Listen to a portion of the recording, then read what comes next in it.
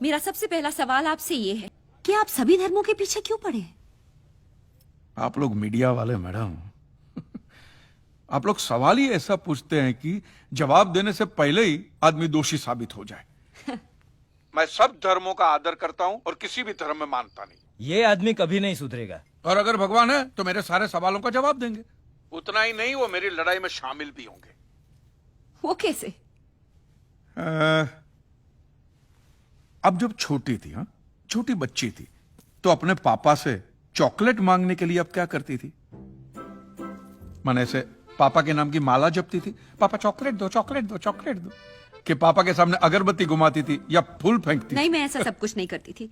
जो मुझे जो चाहिए होता था मैं उनसे डायरेक्टली मांग लेती थी। मतलब एग्जैक्टली मैडम, एग्जैक्टली। मैं भी तो वही कर रहा हूं। हुआ यह है कि दुनिया वालों ने मुझे बचपन से ऐसा समझाया कि भगवान तो हमारे बाप के समान है, होगा। लेकिन मैं यकीन कैसे करूं जब तक वो मेरा बाप मेरे सामने नहीं आता? तू तो नास्तिक है, भगवान कैसे तेरे सामने आएगा? माँ जी आप खाइए। कांची भाई, वैसे तो मैं भी मानता हूँ कि भगवान हमारे पिता समान है। हाँ। तो क्या वो मेरे सामने आएंगे? आप ये मंदिर मूर्ति वगैरह में मानते हैं? हाँ मानता हूँ। तो वो तुम्हारे सामने नहीं आएंगे। लेकिन क्यों? क्योंकि आप उनको मंदिर मूर्तियों में ढूंढ रहे हो ना, फिर उनको रूबरू होने की क्या जरूरत है? नहीं नहीं, लेकिन ये तो गलत है। भगवान तो होता ही है। 2 साल से मुझे अच्छी नौकरी नहीं मिल रही थी। मैंने मन्नत मांगी कि मुझे अच्छी नौकरी मिल जाएगी तो मैं अपने बाल अर्पण करके आऊंगा, और देखो मुझे नौकरी मिल गई। ओहो, पूरे के पूरे अर्पण कर दिए। अच्छा आप जरा सोचिए, आप सुबह सुबह तैयार होकर फर्स्ट क्लास ऑफिस के लिए निकलते, काम के लिए निकलते, और जैसे आप घर का दरवाजा खोलते हैं सामने बालों का ढेर पड़ा हुआ है। काले बाल, सफेद बाल, कुछ डैंड्रफ वाले बाल, कुछ ऐसे जूं वाले बाल, हर किस्म के बालों का बूफे लगा हुआ है। तो मुझे बताइए आपको कैसा लगेगा? मुझे बिल्कुल ही अच्छा नहीं लगेगा, है ना? तो सोचो भगवान को कितना बुरा लगता होगा। है? भगवान ने दरवाजा खोला कि बाल बाल बाल बाल। ये कांजी भाई लॉजिक तो सही इस्तेमाल करते हैं। आपको पता है इन बालों का क्या होता है? धंधा होता है, बिजनेस होता है। ये बाल अमेरिका, लंदन, ऐसे विदेशों में बेचे जाते हैं। इन शॉर्ट, आपकी श्रद्धा का वहां धंधा होता है। इवन सरिया पेसरा बंदे में दम है यार। लेकिन उन पैसों से स्कूल, अनाथ आश्रम, अस्पताल, चैरिटेबल ट्रस्ट चलते हैं, उससे भी आपको दिक्कत है? ये तो ऐसी बात होगी, जो गुटखा बेचता है वही कैंसर की हॉस्पिटल खोलता है। और मैडम ये सब चलाना ही पड़ेगा, क्योंकि ये सारा पैसा ब्लैक का आता है। इसका अगर आपने व्हाइट में कोई ट्रांजैक्शन नहीं दिखा तो इनकम टैक्स वाले आपका गला दबा के जेल में डाल देवे। मुझे प्रॉब्लम है इनके पैसे निकालने के तरीकों से। जिस तरह वो माफिया वाले गन दिखा के डराते, ये लोग भगवान दिखा के डराते। That's a good one. आपके बच्चे की कुंडली बहुत खराब है, वो मांगलिक है, उसको काल सर्प योग है, शनि का साया है, मंगल की माया है। क्या है ये? वो बेचारा अभी अभी तो पैदा हुआ, उसको सांस तो लेने दो। फिर इस सब के इलाज के लिए वो लोग पूजा पाठ की बंदूकें निकालते हैं, और जीते जी तो छोड़िए, ये आपको अगले जन्म के लिए भी डराते हैं। हाँ, कि अगर इस जन्म में आपने ये किया तो अगले जन्म में कुत्ते बनोगे, या अगर ये किया तो कीड़े बनोगे, मकोड़े बनोगे, नर्क में जाओगे। और फिर तो नर्क का पूरा मेनू कार्ड भी पड़ता है। कि आपको वहां कांटों के बिस्तर पे सुलाया जाएगा, आग के दरिया में झोंका जाएगा, गर्मा गर्म तेल में फ्राई किया जाएगा। मैं आदमी हूं कि पकोड़ा हूं?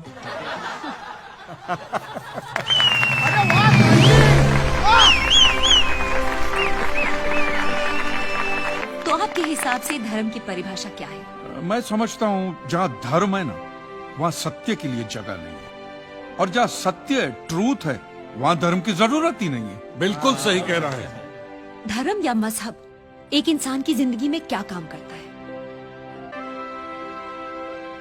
मेरे हिसाब से तो एक ही काम करता है मैडम, या तो वो इंसान को बेबस बनाता है या फिर आतंकवादी। सिद्धेश्वर महाराज, आपकी ये मंदिर वाली जो जगह है वो कितने एकड़ में फैली हुई है? 22 एकड़ में, 22? जिसमें 322 छोटे छोटे मंदिर हैं भगवान के। ओहो, माने भगवान का पूरा शॉपिंग मॉल ही सजा के रखा है। साइलेंस। और इन सारे मंदिरों में भगवान की सेवा के लिए 142 पुजारी हैं, समझा? आपके मंदिर के बाहर भिखारी कितने बैठते हो पता है आपको? क्या? भिखारी भिखारी अंदर की 320 मूर्तियां, 142 पुजारी याद है आपको, लेकिन आप ही के मंदिर के बाहर बरसों से कितने भिखारी बैठते हो याद है आपको? मिलॉर्ड, इनके मंदिर के बाहर जो भिखारी बैठते उसमें किसी को भी मंदिर के अंदर एंट्री नहीं है। अब धूप हो बारिश हो बाहर सड़ते रहने का, अंदर पैर नहीं रखने का। ना मत कहना, ये आप ही के मंदिर के पुजारी ने मुझे बताया था। उसने तो मुझे ये भी बताया था महाराज कि कांजी भाई, ये केस अगर आपको जीतना है ना भैया, तो हर सोमवार को आइए। तो मैंने पूछा मिलॉर्ड कि मैं कहाँ हूं? तो कहते हैं शिव जी के मंदिर में आइए और 1 लोटा दूध चढ़ाइए, फिर देखिए। मैंने बोला ठीक है, ये भी करके देख लेते। तो मिलॉर्ड में पहुंच गया मंडे को दूध का लोटा लेकर। ये लंबी लाइन लगी हुई, सबके सब हाथ में लोटा पकड़ के खड़े हुए थे ऐसे। मैंने सोचा अंदर जरूर कोई दूध पीने वाला होगा, वरना ये सब जब गधे थोड़ी है जो ऐसे लोटा पकड़ के लाइन में खड़े। मेरा नंबर है, मैं अंदर गया, अंदर कोई नहीं था दूध पीने वाला, कोई नहीं। बीच में वो काला पत्थर पड़ा हुआ था, उसे शिवलिंग कहते हैं मूर्ख। हाँ शिवलिंग पड़ा हुआ था, और वो पत्थर मिलो, वो पत्थर दूध था, और वो पत्थर के बिल्कुल बगल में से छोटी सी पतली सी नाली में से वो सारा दूध बाहर की ओर जा रहा। मैंने बोला कि यस, बाहर तो कोई खड़ा होगा दूध पीने वाला। देखा बाहर भी कोई नहीं था, वो सारा दूध मिलो उस नाली से निकलकर बाहर गटर में जा रहा, टोटल वेस्ट। और वो गटर को लग के एक भिखारी खड़ा हुआ था, बेचारा 4-5 दिन का भूखा होगा महाराज, भूख के मारे वो कांप रहा था। उसको शायद ये दूध ही पीना था, लेकिन गटर में से कैसे? तो उस भिखारी को मैंने मेरा दूध का लोटा दे दिया, और दूध पीकर उसने मुझसे क्या कहा पता है? भगवान तेरा भला करे।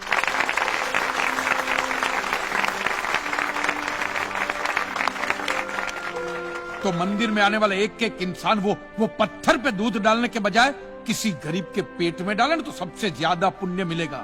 नहीं और हाँ मौलवी साहब, किसी दरगाह पे फूलों की चादर ओढ़ाने के बजाय किसी नंगे फकीर के बदन पे कपड़ों की चादर ओढ़ाई जाए ना, तो अल्लाह को बहुत खुशी मिलेगी। और जीसस के सामने मोमबत्तियां जलाने से अच्छा है किसी गरीब की झोंपड़ी में जलाइए, तो उसके घर में कभी अंधेरा नहीं होगा। क्यों, तुम भी भगवान को नहीं मानते क्या? अरे मैं खुद भगवान हूँ। अच्छा, तो मैं अमिताभ बच्चन हूँ। देखो कांजी, दूध, चद्दर, मोमबत्ती ये सब चढ़ाना एक प्रथा है। भगवान की पूजा अर्चना, इन सब का मूल्य तुम नहीं समझोगे, क्योंकि तुम एक नास्तिक हो। जगत की मोह माया से तुम अभी तक मुक्त नहीं हुए। आप तो हो गए हो ना, आप तो बिल्कुल मोक्ष के दरवाजे पे खड़े हो। तो ये जो रीति रिवाज के नाम पे ढोंग चलते, उनको बंद करवाइए ना महाराज।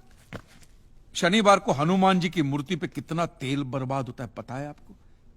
लोग 2 रुपये के 5 रुपए के सिक्के यूं यूं यूं करके मूर्ति पे चिपकाते हैं। हनुमान जी इन सारे चिल्लर का क्या करेंगे? कांजी भाई बिल्कुल ठीक कह रहे हैं। साईं बाबा अपनी पूरी जिंदगी गरीबों के लिए और गरीबी में जिए।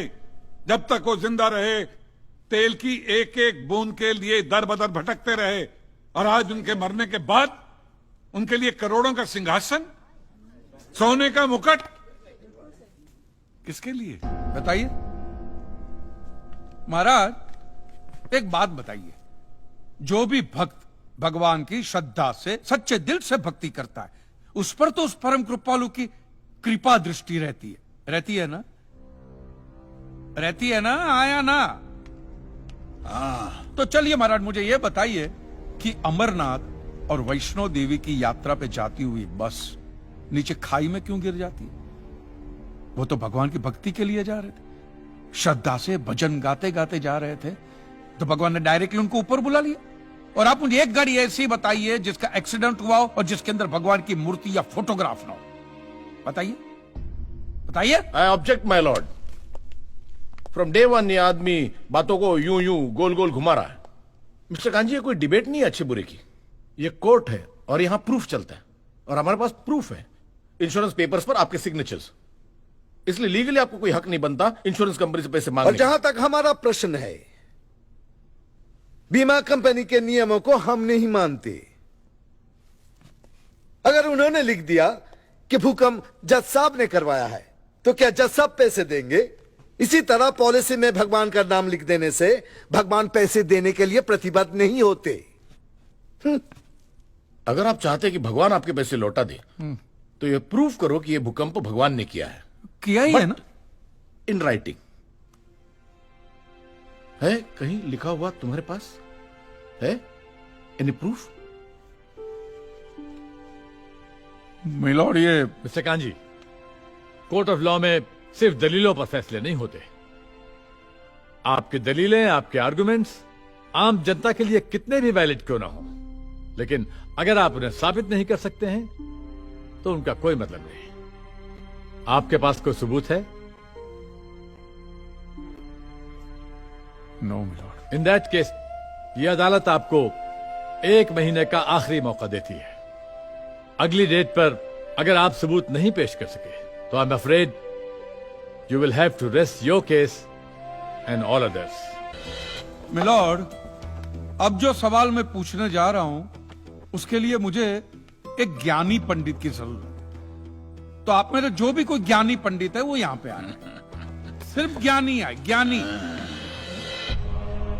हाँ, आप बैठ जाइए।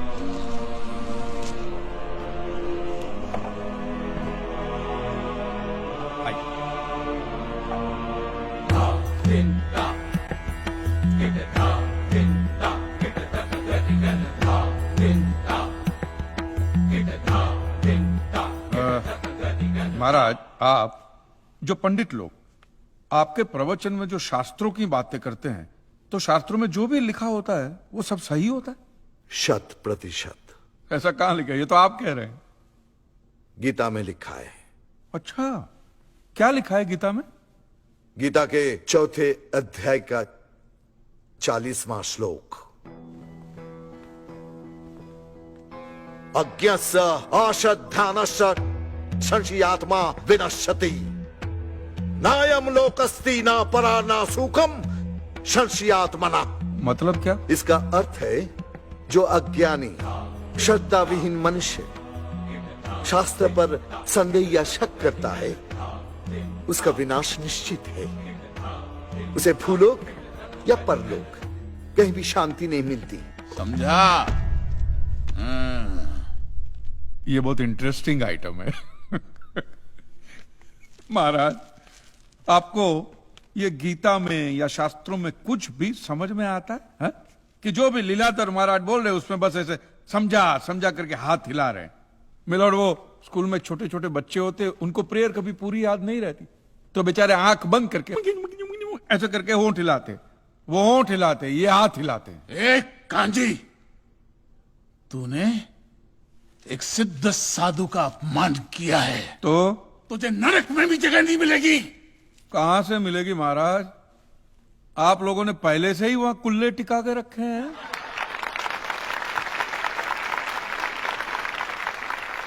तेरा ये दुस्साहस नास्तिक!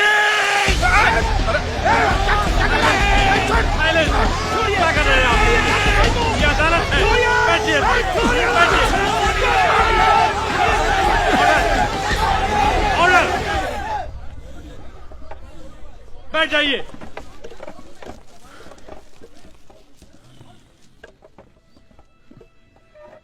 दुखेष्वनु द्विग्न मनः सुखेषु विगत स्पृह वितराग भय क्रोधः स्थित धीर मुनि रुच्यते।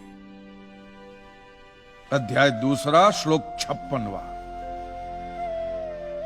अर्थात जिस मनुष्य के लिए सुख और दुख समान अवस्था है, जो भय और क्रोध से मुक्त है, जो स्थिर बुद्धि वाला है ना, वही सिद्ध पुरुष कहलाता है।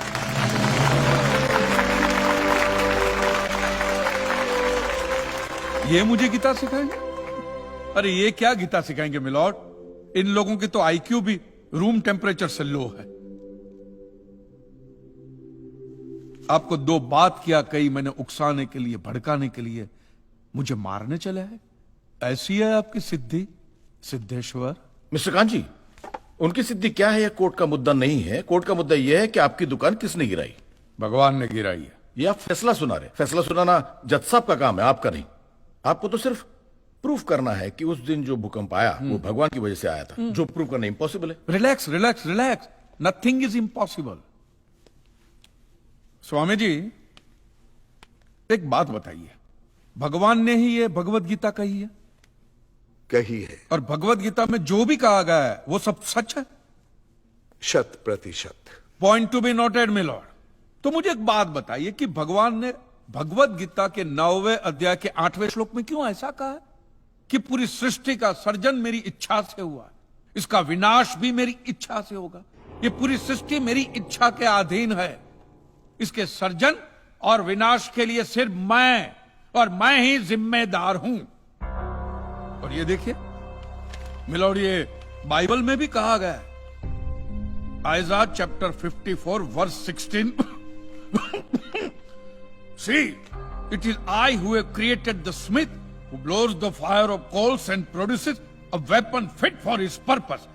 I have also created the ravager to destroy. अब ये देखिए, ये कुरान शरीफ में भी है। सूरह जलजला 99 आयत 1 से 8 में भी लिखा है कि जब जमीन अपनी पूरी शिद्दत के साथ हिला डाली जाएगी और जमीन अपने अंदर के सारे बोझ को निकालकर बाहर डाल देगी और इंसान कहेगा कि ये उसको क्या हो रहा है, उस दिन वो अपने ऊपर बीते हालात बयां करेगी, क्योंकि तेरे रब ने उसे ऐसा करने का आदेश दिया होगा। रब ने।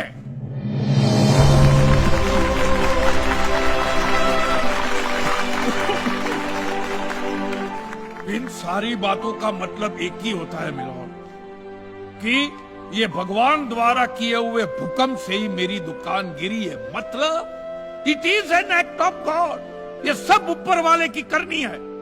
और मेरे साथ साथ जिन लोगों का नुकसान ऊपर वाले की वजह से हुआ है, उन सब के पैसे भी ऊपर वाला ही देगा। नहीं तो उनके कलेक्शन एजेंट।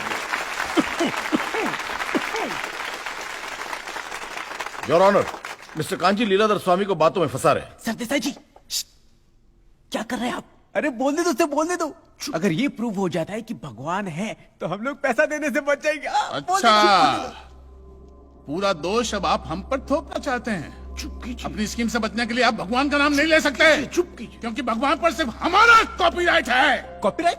अरे 2 मंदिर क्या बनवा दिए? भगवान आपकी बात का मालूम है? खबरदार, हमारा संप्रदाय तुमको छोड़ेगा नहीं। क्या कर रहे हो? साइलेंस। रिलैक्स। आज तक तो मिलॉर्ड सिर्फ इतना ही सुनने में आया था कि भगवान की आरती होती है, आराधना होती है, यज्ञ वगैरह होते हैं। आज तो ये भी सुनने को मिल रहा है कि भगवान के कॉपीराइट भी होते हैं। भगवान के कॉपीराइट ऊपर वाले की ब्रांड बना दी है इन्होंने।